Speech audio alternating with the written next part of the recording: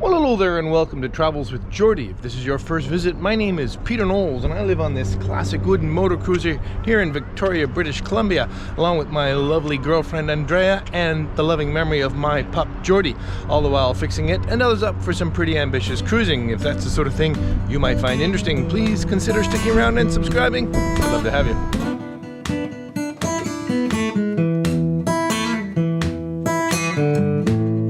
Oh my gosh, it's pretty much instant summer here in Victoria. Well, another wild week. Started the week off in Vancouver, clearing out Andrea's apartment and moving all her possessions, or the remains of them anyway, over to Genoa Bay and aboard MV Geordie. And while there, of course, I did get to carry on with the Swoops.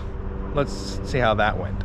And welcome back to the shed, MV Jordy and the Swoop. Andrea is below trying to figure out where to put every single thing she owns into Geordie's limited space somewhere. Anyway, we'll dive into that in a minute. Okay, back to the Swoop and the stations, bulkheads, whatever we're going to call these things. Now, one of the major things that I was thinking about is ventilation. In other words, this is going to be an enclosed void, so it's going to need ventilation of some sort. Many of you have suggested, well, why wouldn't it be some sort of storage, perhaps, from the upper helm area? Which is very satisfying. It's certainly challenging to think of it as something, but to be fair, it's very dangerous putting too many holes into a place like this, expecting to be able to put things in and out of it and keep it watertight and humid management and all that. So it probably won't end up as storage, especially because it'll be broken up into these small voids. But what I am going to do is drill a big hole in each one. And then I'm going to drill a hole in the cabin top back here. And I'm going to put a vent with a cowl over it that will open up onto the inside of the helm where there's very little spray, rain, etc., especially once it's a canopy on this, and it will become part of the ventilation system, ventilating the cavity or the void in the ceiling or inside of the overheads of the boat, because this boat has a cabin top, which is a plywood, and then it also has a overheads paneling. Now there's plenty of ventilation in along the edge of that, but there isn't any actual active ventilation for that. So this will create a little bit of a chimney effect. When there's crosswinds and air pressure, it'll add some ventilation in here, and I think it'll be a really, really great way to both ventilate the overhead space a little better and ventilate this space really well without creating any chance of building up humidity. And if I ever want to, I could put an extraction fan up here from the other side and build it into here so that I could power ventilate the whole thing for brief periods, let's say on a sunny day or something like that, if I really wanted to draw some air through that. So that's the plan for this. That was a bit long-winded, I realize that, but it had to be said. Now, it will be a bunch of voids that I can do interesting things with. Of course, if I wanted to put speakers or something in here, I can easily reach in there and do all that through this ventilation stuff. So it's not that it's an unusable space, but I didn't want to try and get too ambitious around it. Okay then, so I've made the outline of the very first bulkhead. Now this has to be modified somewhat because of the way that the plywood is going to come across here. And it's got to be able to sit in a notch. Let me explain how that's going to work. Well, just as I was going to explain how this needs a notch out of it to accommodate the thickness of the cabin side and yet a piece of backing plywood, I realized that this was made erroneously. Yes, it does fit very nicely against here and works fine. In fact, this plane is in exactly the right place, which will support the plywood that will support the cabin side. However, the curve here needs to come out, well, it needs to come way out to about half an inch shy of the outside edge of the mahogany. It needs to go right there. So in fact, the notch is yet to happen, but I'm missing a bunch of material on the inside. I'm glad I only made one of these. If all of that seems a little obscure, when I make the new one, it'll become painfully obvious the error in my ways. Now, one complication is that this now needs to start out 1.5 inches wider, and I do not have enough even low-grade solid mahogany for that. However, I do have an abundance of the very best quality French marine ply that will be perfectly suitable for this task. It seemed kind of nice to be able to do this in solid mahogany. Anyway, this will work just fine.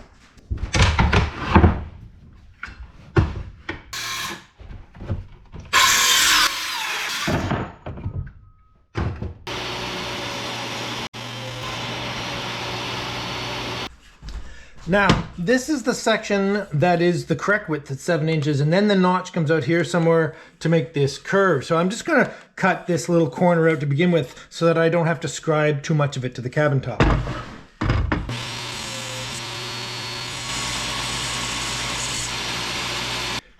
Now I'm gonna do some freehand cutting. Now, many comments in last week's episode said, Peter, why have the blade so high up out of the table when you're freehanding? Because it really only needs to be just over 3/4 inch to do it. Except to do a good arc, freehanding on a table saw, you want the leading edge of the saw to be as vertical as possible. Whereas if I sat it down and it looked like that, the leading edge of the saw would be on a very gradual angle and be very hard to make a good cut. So it is the cost of doing this kind of work.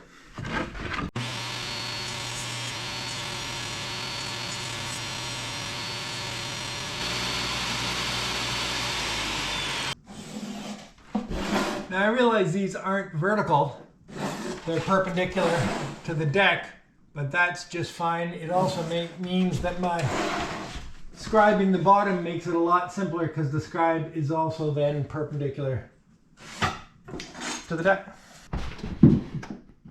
Just gonna pre-drill all these holes from this side where I can see the line, and then I'll go through and put some counterbores from the other side.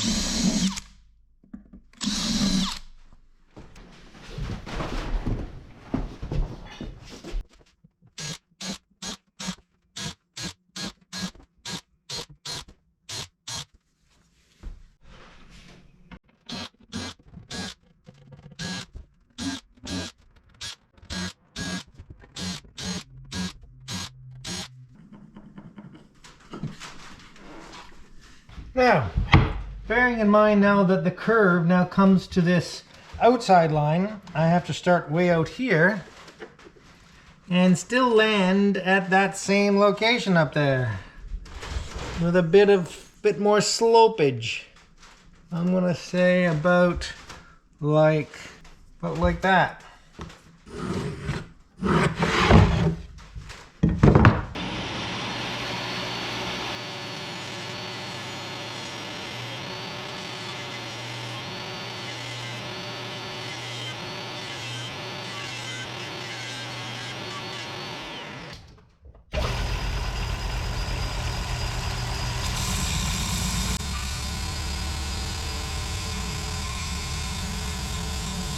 Okay, I've determined the correct top point of the notch. So this gets cut out.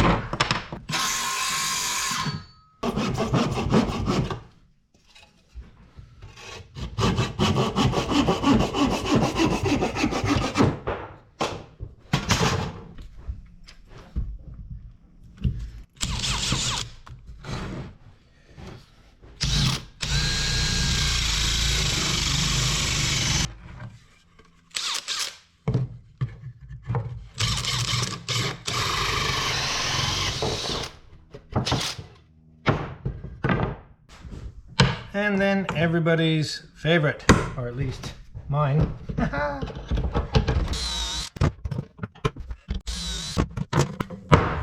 Ready to go, but we won't install this one because it's effectively the template for all the other ones.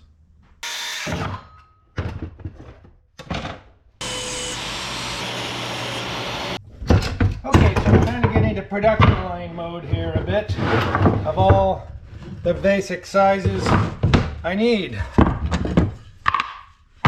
Okay.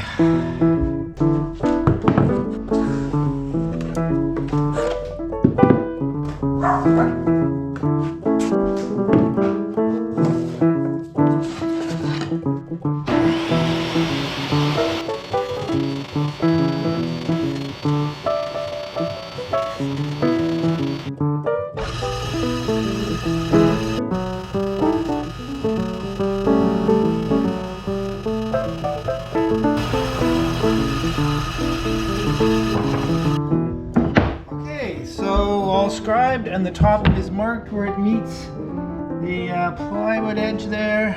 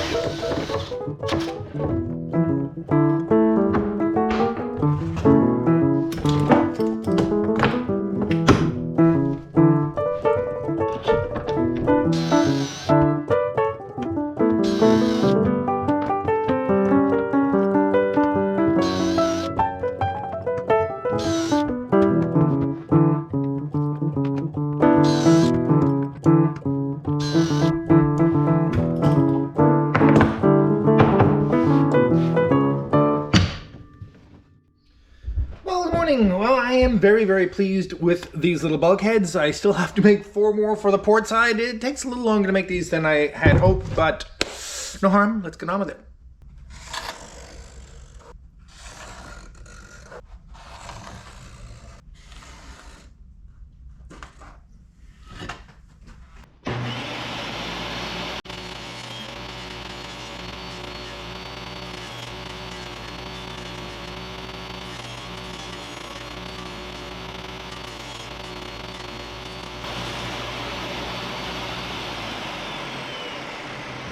Ready to go, ready to go. Now, a step I neglected to show on the starboard side was, of course, these 4 bulkheads actually get narrower as they come further back based on this line that I put on the cabin top. And so I just have to cut the back off each one after it's scribed. Anyway, I think you can tell what I mean by that.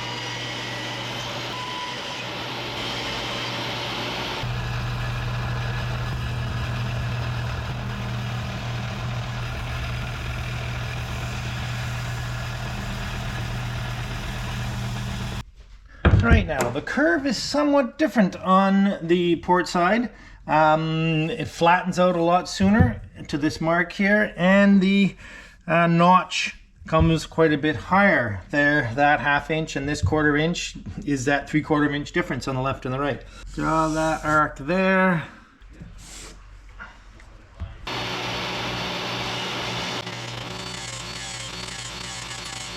At long last, I have the template for the port side. We can jump back into mode. This is a very fiddly operation. I think it's time for a cup of tea. Let's go check up on Andrea.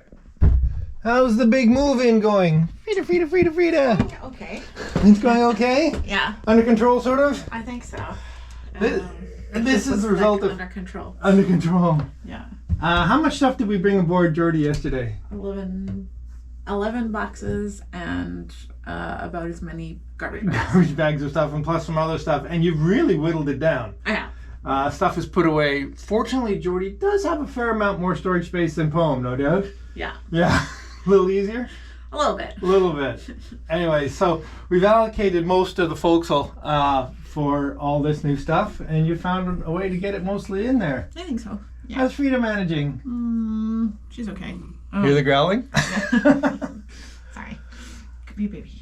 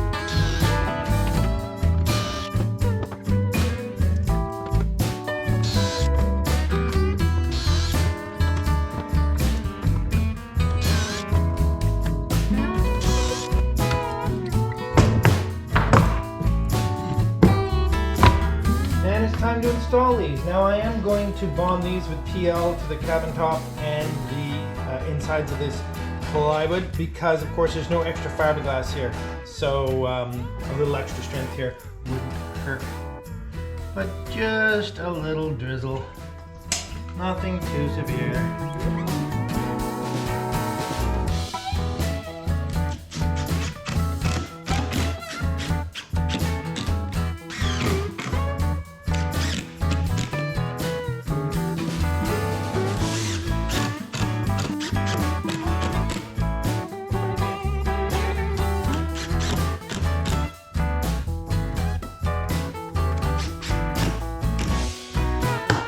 Love it, love it, love it.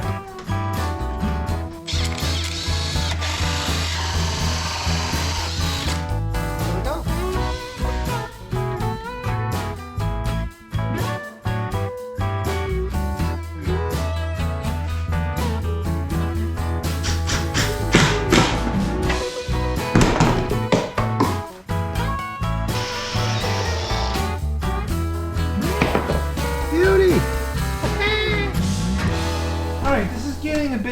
cerebral. The next step is to verify this curve. Now I've cut all these notches square to the bulkheads, but of course they're actually having to come down on an angle. So what I'm going to do, I'm going to use the old infill piece that I had here over the last year, because the bottom of it is already scribed to the cabin top remarkably well. And all I'm going to do is transfer all these marks to, let's see now, there we go, to the back side of it in such a way that I can trim it to establish this curve here. Now of course this isn't correct because the this template has to slide up the curve, so it's going to get slightly higher, but it is parallel to that line, so it'll help me establish this curve. So now I'll use the curve from the other side to try and project this curve onto that curve, if you know what I mean.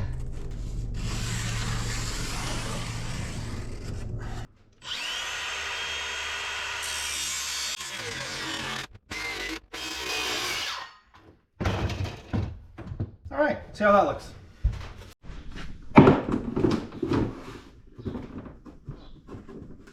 This is going to be a bit fiddly. It's going to be a bit fiddly, no doubt about it.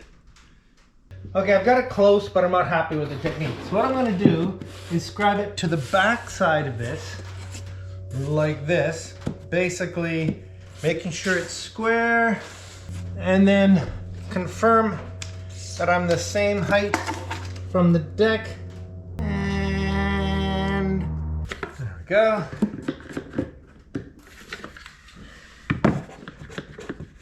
I'm feeling much better, but this is a much better system. Okay, so now I just scribe this against here.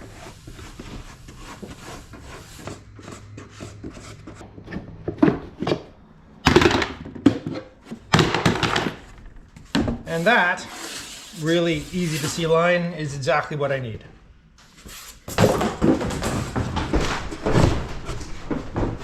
And I did manage to just drop it in the water. Okay, well, I've rinsed it with fresh water. Not that this is a particularly crucial piece. Okay.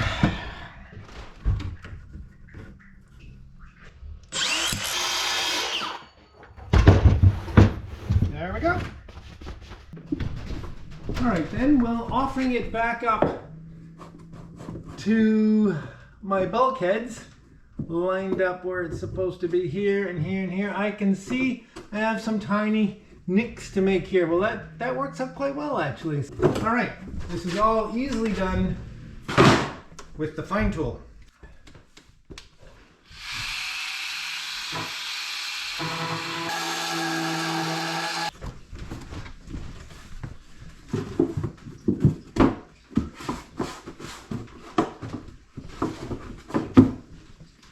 I'm going to say that is perfect.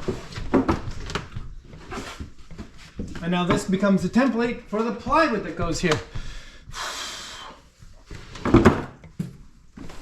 I'm actually going to cut this a tad tall because I'm going to bevel the bottom edge of the plywood a little bit to sit against the curve of the cabin side so that it's a slightly nicer fit there. Okay, beauty.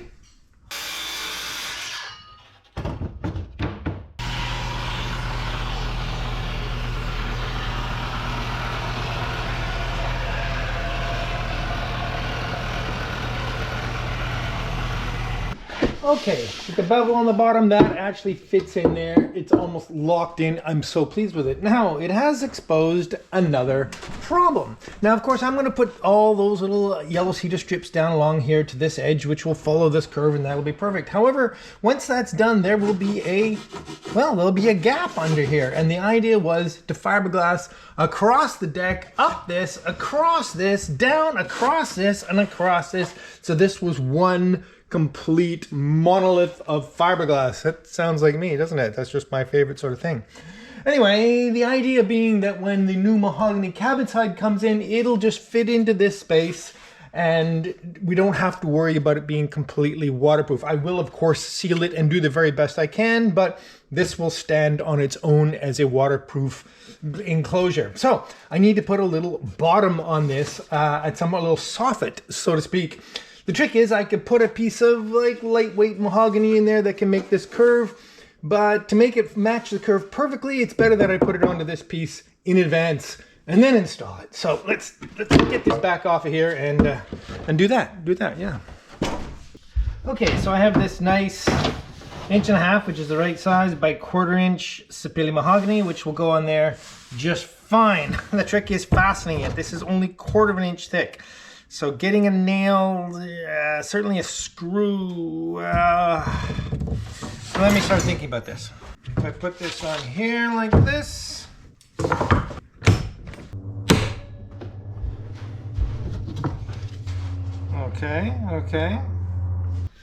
Okay, so yeah, this is going to be a fiddly piece of work, especially because I'm going to glue it.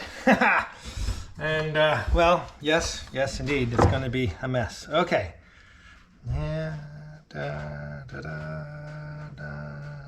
So it's going to go on the bottom here. You figure I'm going to get glue all over the place? Yeah, I am. That's going to stick off the end, and we'll start to put some clamps on here.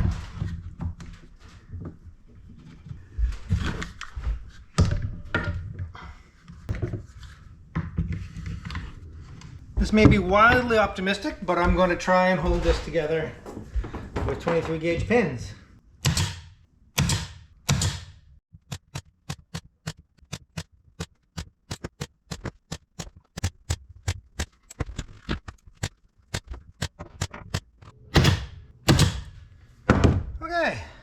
Okay, this is one of those projects that it's disgusting getting started, but I think the end result will be okay. I have a ton of blowouts on this side, but that'll easily be rectified in place. Okay, I'm going to try and put this in place with the clamps still on it. That's in place. That's in place. This is in place.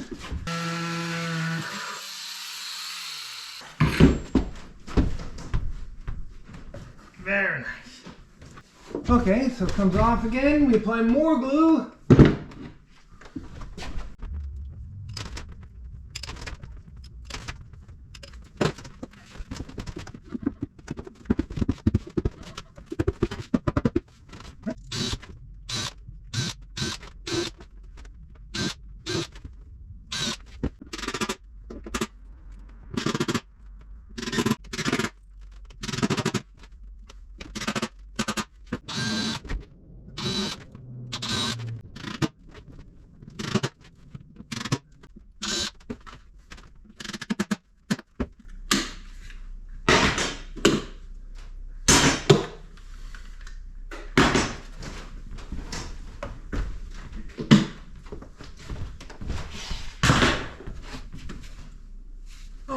Now it's a bit too deep, so I can trim that when I put my first cedar strip on. Actually, that worked quite well. The only problem is the dozen or more nail blow-throughs I have here, but I can deal with that. That's actually quite okay.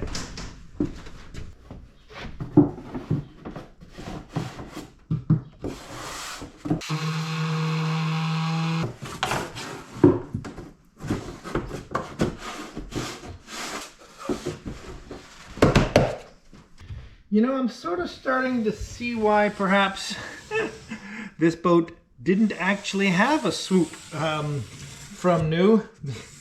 And that's because it's a heck of a lot of work to do. I hate this, I hate this, I hate this. But I have to say, it is actually working pretty well.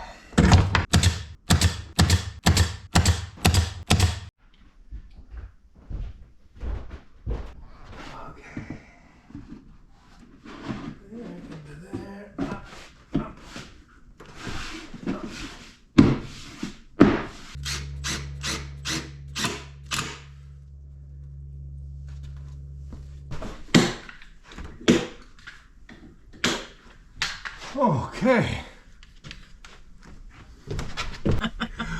And And hello and welcome to the Travels with Geordie non-beer of the week, coming to this week from the glorious sunny wheelhouse of MV Pome. It's instant summer, isn't it? It is, yeah. Oh, it's just Beautiful. glorious. Okay, on with the non-beer of the week. And this is from a local brewery, Moon Underwater.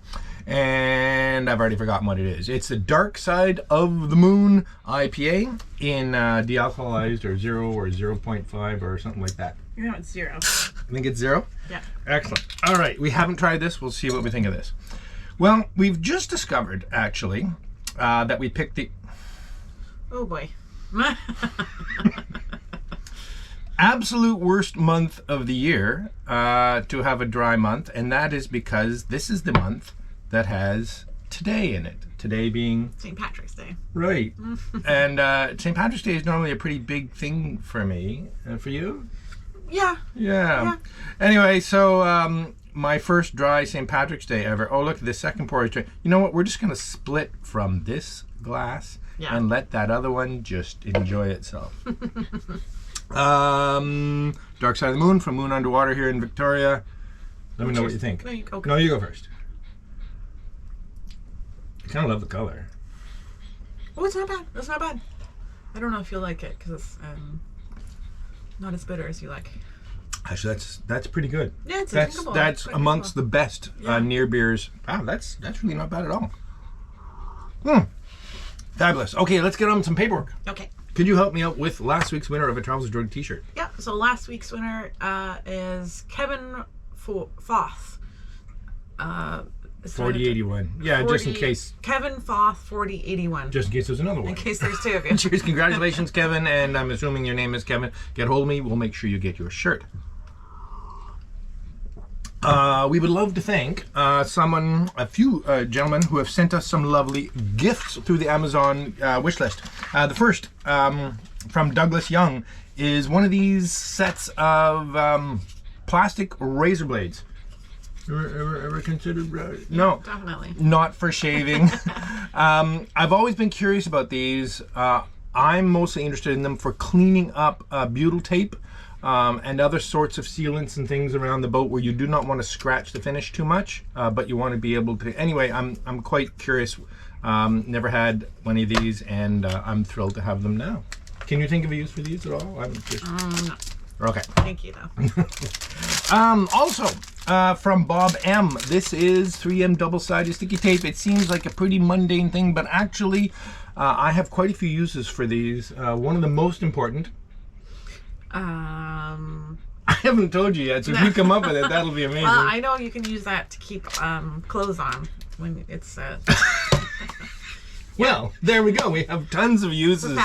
For fashion, okay. Yeah. That's not what I had in mind, but the LED strips up here, I am redoing all the connections at the end because the little plastic clips didn't work very well, and I'm soldering them, and it'd be nice to have this stuff to tape them back down again afterwards, as well as a couple other little things, especially useful sometimes for holding jigs in place temporarily. And anyway, very excited about that. Thank you ever so much, Bob, and thank you, Douglas. Cheers. Cheers.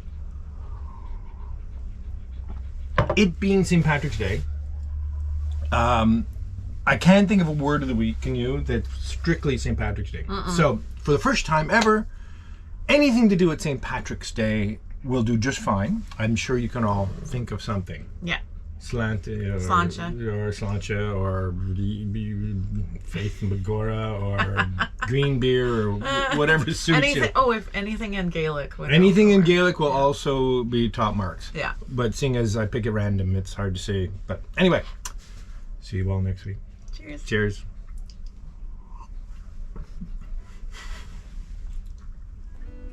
No growl. She's growling a little bit.